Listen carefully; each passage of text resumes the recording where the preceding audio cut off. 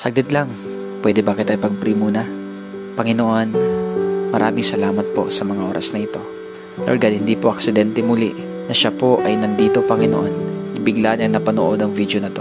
Lord, I pray in the name of Jesus na anuman ang gumugulo sa taong ito, Panginoon, anumang ginagawa ng kaaway sa kanyang buhay, sa pamamagitan, Lord, ng mga problema, sa pamamagitan ng mga pagsubok, mga sitwasyon na matitindi sa kanyang buhay. Dalangin ko ngayon, Panginoon, bigyan mo siya, Panginoon, o God, na lakas na nanggagaling sa iyo. Ano man ang kanya pong dinadala sa mga oras na to, Panginoon. Lord, maaaring ang taong ito, wala po siyang ibang mapagsabihan sa sobrang bigat na kanyang nararamdaman. Maaaring ang taong ito ngayon, Panginoon, hindi po niya alam kung saan siya lalapit at kung ano po ang kanyang gagawin. Napatanong na siguro ang taong ito, Panginoon, na may Diyos kaya na nagmamahal sa akin? May Diyos kaya na nakakaalam ng sitwasyon ko? Pero Lord, hayaan niyo po, Panginoon, patunayan mo po sa taong ito na ikaw ay nariyan palagi, anuman paggugulo ng kaaway sa kanya. In the name of Jesus, I rebuke it. Lord, I release peace.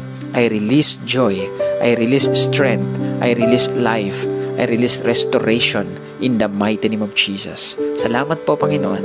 In Jesus' name, amen and amen.